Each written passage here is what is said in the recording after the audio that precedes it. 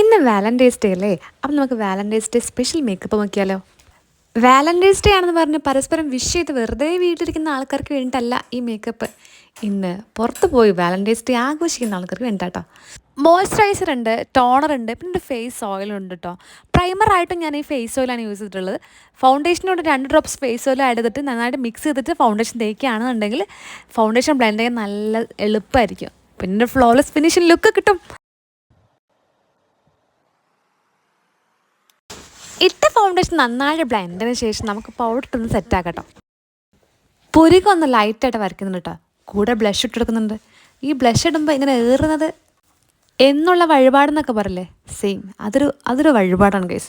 പിന്നെ പൗഡർ ബ്രഷൊക്കെ ഇട്ട് അമർത്തി കൊടുത്തപ്പോൾ അത് സെറ്റായി. ഇത്രക്കായില്ലേ, എന്നാൽ കുറച്ച് ഐ മേക്കപ്പ് പോവാല്ലേ.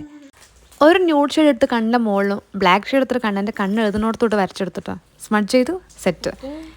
കയ്യിലുള്ള ലിപ്സ്റ്റിക് പാലറ്റിലെ 3 കളേഴ്സ് മിക്സ് ആക്കിയപ്പോൾ നല്ലൊരു സൂപ്പർ അടിപൊളി കളർ ഇട്ടിട്ടോ.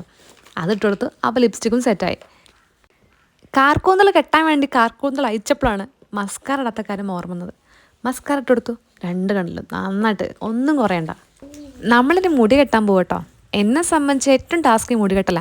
കുറേ മുടിയുള്ളതുകൊണ്ടേ മുടി തൽക്കാലത്തിന് ഉള്ളു തോന്നിക്കാൻ ഇങ്ങനെ ചീർപ്പോണ്ട് ഇങ്ങനെ ചൊറിയുക. അപ്പോൾ തൽക്കാലം നല്ല ഉള്ളു തോന്നി കിട്ടോ, നല്ല ഭംഗിയോടോ. ഹെയർ സ്റ്റൈൽ ഞാൻ മാക്സിമം സിമ്പിളാക്കിട്ടോ. ജസ്റ്റ് ഒന്ന് സൈഡ് എടുത്തിട്ട് ജസ്റ്റ് ഒന്ന് പിരിച്ച് ടിപ്പ് ഇട്ടെടുത്തു.